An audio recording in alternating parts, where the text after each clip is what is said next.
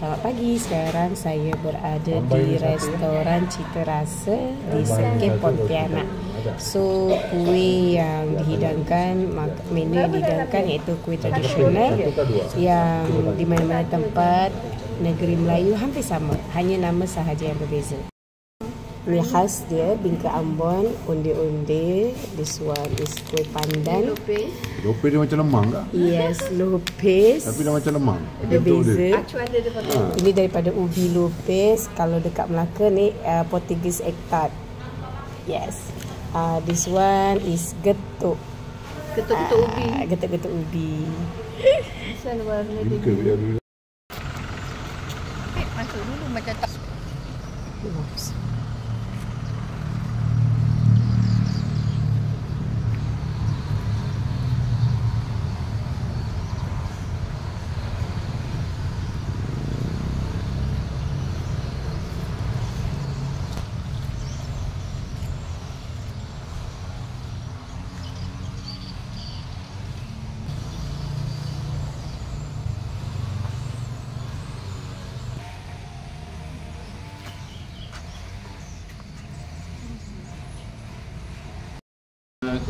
Qadasnakum kasamtakum tu'inuna tu'izuna bihimmatikum wa jadwakum tu'abuna wa'atuna atayakum hadayakum fala khayyatum dhanni fahasyakum wa hasyakum sa'idna id atainakum wa fudna hina dunakum faqumu wa'ashkuru ila rahmani. Selamat lah ni Syekh Mahmud, Syekh Abdul Hamid yang mensyarahkan Tufah tu. Kalau Dagestan ni daripada negeri Dagestan. Dagestan ni. Tantan tu lah. Rusia punya bawah. Bawah Rusia. Southern of Russia. Russia. Tapi memang majoriti Islam situ ni inti kan. Southern. Berarti dia berhijrah ke situ dulu, daripada situ. Tapi dia Russia. Pergi ke Dia Mekah. Mekah dia pergi situ, lepas tu ke sini. Dia keturunan daripada Dagestan. Oh. Tapi dia memang dah Mustatin dia semua dah di Mekah dah. Syabli ayah ni Syekh Hamid ni. Dia lahir kat Mekah. Lepas tu dia berhijrah. Sebab apa anak ni, sebab apa Syekh Mahmud ni datang sini? Sebab masa tu Wahabi dah mula bergejolak. attack ulama-ulama apa ni Sunnah wal Jamaah ni. Jadi dia datang ke Pontianak ni. Sebab apa datang ni? Memang Pontianak ni dia antara macam ni, tak tahu apa special dia. Tapi banyak ulama-ulama besar Mekah datang ke sini. Antaranya Syed Abdullah Zawawi. Mufti Syafi'iyah di Mekah pun datang Pontianak juga. Masya-Allah. Dia kena bunuh. Dia datang sini dulu. Kemudian dia mungkin dia rasa tenang di Mekah. Terengganu kan. Itu keturunan dia. Keturunan dia yang menjadi mufti Terengganu, keturunan dia. Saya apa tu nama dia, saya tak ingat. Itu jadi keturunan apa jadi mufti di Terengganu. Syekh Abdullah Zawawi selepas daripada Pontianak balik ke Mekah Di Taif. Dia duduk di Taif kena bunuh di Taif. Dibunuh juga oleh Wahabi. Wahabi pakaian biasa tapi dia pemuda-pemuda yang sukarela Wahabi. Pergi ketuk rumah dia. Lepas tu dia punya menantu ke apa buka. Lepas tu dia kata nak jumpa bapak dia kan. Mana jumpa masuklah. Jumpa bapak dia keluar kena ni. Masya-Allah. Mati kat situ juga. Masya-Allah. Sebab dia ni Ahlussunnah wal Jamaah. Betul. Mazhab Syafi'i. Betul. Jadi tapi dinafikan oleh kerajaan Wahabi. Dia kata kami tak bunuh. Iyalah. Sebab yang bunuh ni dia punya penyokong dia. Penyokong dia lah. Memang bukan daripada arah kerajaan kan, tapi fahaman dia tu. Ya. Fahaman dia bawa. Tapi yang banyak disimpan di Masjidil Haram di Basra. Sebab dia kata bid'ah, mana boleh keluarkan satu surah untuk dibacaan. Dan kelaparan kena memang teruk lah. Kalau tengok sejarah tarikh Najat Najat Zalim. Dia orang sini yang tulis. Ya. Petang itu dia pindah ke Taif ke ataupun dia pindah dari Taif, katanya di Bakih, di Bakih. Beri apa? Di Kubu, di Maklah. Oh, yang ada sekarang yang Tapi tak tahu kat mana. Dia kalau ikut saya pun tak tahu lah. dia kalau ikut apa ni sejarah pada Imam Tuan Guru yang dia dengar dia sendiri daripada mulut mak dia. Apa ni makam memang asal sebelah Ibn Abbas. Betul lah. Okey, sama Syekh Muhtani pun pernah ziarah makam Ibn Abbas. Kemudian Syekh Muhtani tulis syair berkaitan dengan Ibn Abbas dan ziarah sekali makam Syekh Daud. Okey, tapi selepas beberapa tahun lepas tu, Wahabi dia dah mula merancangkan dia punya aktiviti untuk membongkar banyak makam-makam ulama yang dikeramatkan ni. Makam sahabat mungkin dia tak berani buat lah. Yalah. Mungkin terlalu ni, tapi mana-mana makam ulama yang mungkin Nusantara sebagainya yang dikeramatkan orang yang besok orang ziarah ni, dia orang nak bongkar kalau boleh. Kan? Jadi berlaku satu peristiwa yang mana anak saudara kepada Syekh Daud Patani ni, nama dia Syekh Muhammad bin Ismail Daudi, ataupun orang Melayu gelar dia Syekh Nikmat Kecil, ataupun nama lain dia Syekh Muhammad Sorir, orang yang sama. Dia pengarang kitab kitab fiqh yang terkenal di alam Melayu yang digunakan oleh kerajaan Johor, kitab Matalul Badrin. Itu dia tu. Jadi Syekh Nikmat Kecil ni dia bermimpi Syekh Daud mendatangi dia, kata mu kena pindahkan makam aku, dia kata, sebab apa Wahabi nak bongkar makam aku.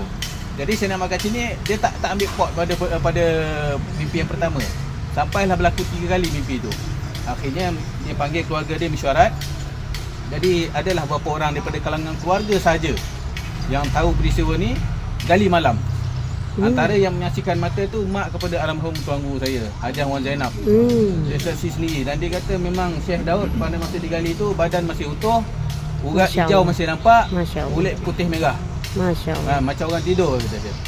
Mana ni jenazah Syekh Daud dah kurang lebih dalam puluhan tahun dah wafat benda tu, memang tak ada terjejas sama sekali.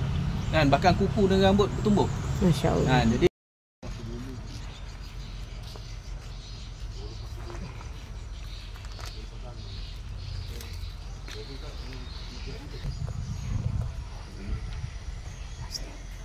oh, ini silver ah.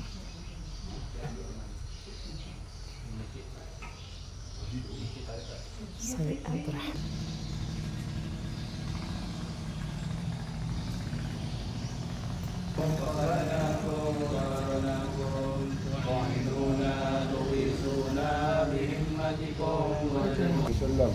الفاتحة وآيات الكرسي والصلاة عليكم هو الله أعلم في دين غير بالخصوص وشرح السيد عبد الرحمن بن محمد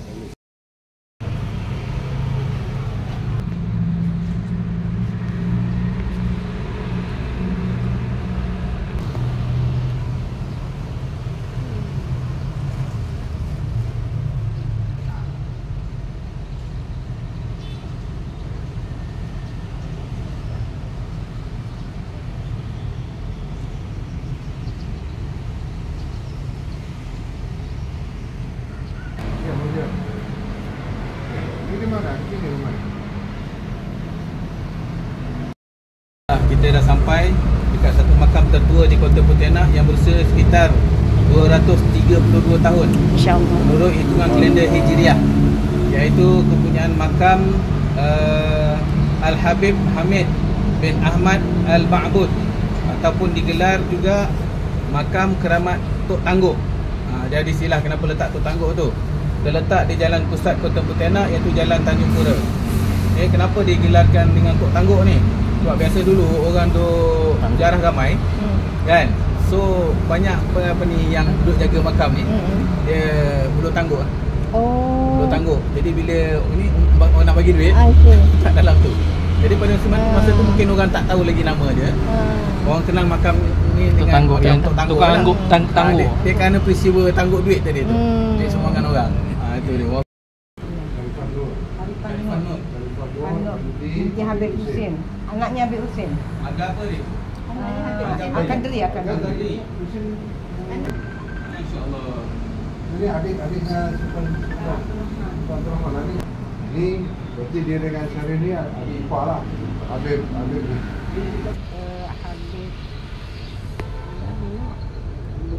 Harap. Oh.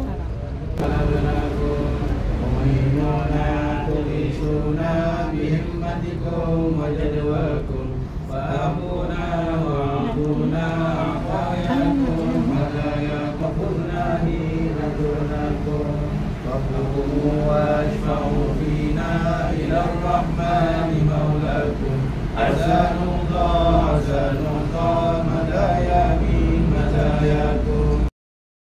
Karim Hadramaut yang datang berhijrah ke Pontianak di masa Habib Hussein Al-Qadri telah dilantik sebagai mufti kerajaan Mempawah. Kemudian dia dinikahkan dengan anak bongsu. Anak bongsu kepada Habib Hussein Al-Qadri, Adi Sharifah Nur bin Habib Hussein Al-Qadri, yang merupakan adik kepada Sultan Syarif Abdul Rahman Al-Qadri, Sultan Pontianak yang pertama. Kemudian setelah selesai wafatnya Habib Hussein Al-Qadri ataupun digelar Tuan Besar Mempawah, Habib Hamid inilah yang memainkan peranan dalam keluarga, yang maksudnya memimpin sebagai orang yang alim, memimpin, membagi nasihat kepada Sultan Abdul Rahman dan sebagainya.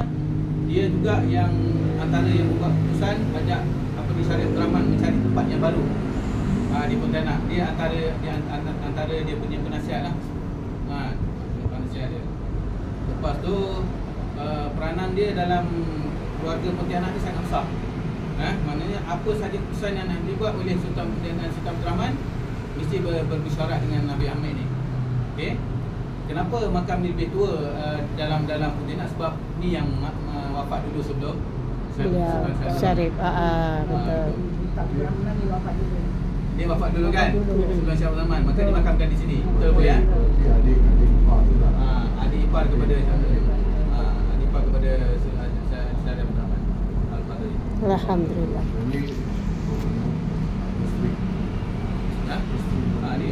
Babah ni isteri kepada dia lah. Isteri kepada Habib Hamid bin Ahmad Mahmud. Anak kepada Habib Hussein. Anak bungsu kepada Habib Hussein.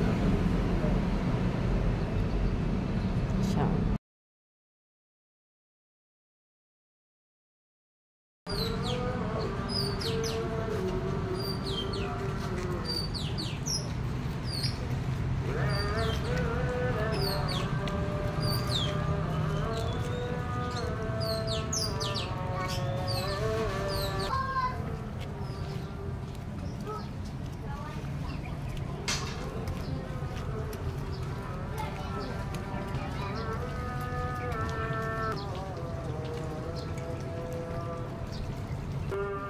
Masuk kampung saya macam ni lah.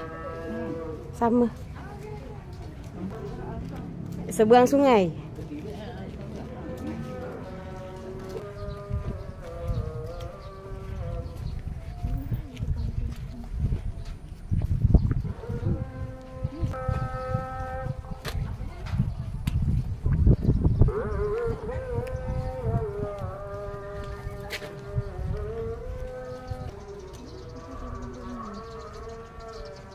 Masya Allah.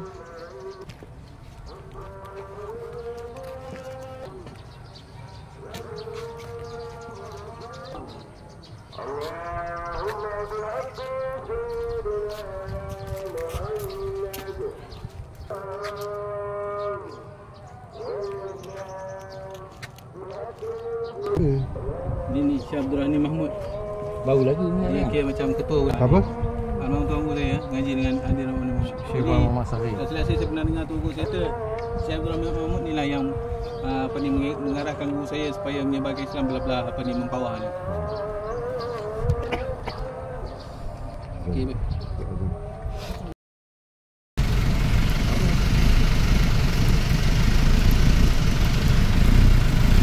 Pontianak hujan, Masya Allah. Berkah, rahmat. Satu masa Tak apa kakak cerita je, saya cover suara. Saya cover suara dengan muzik. Sembang.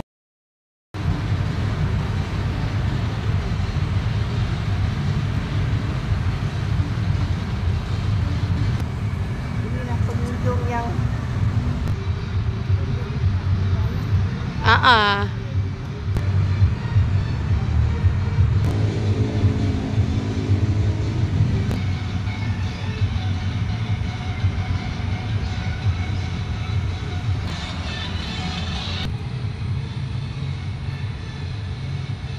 Dia gelas tu gede.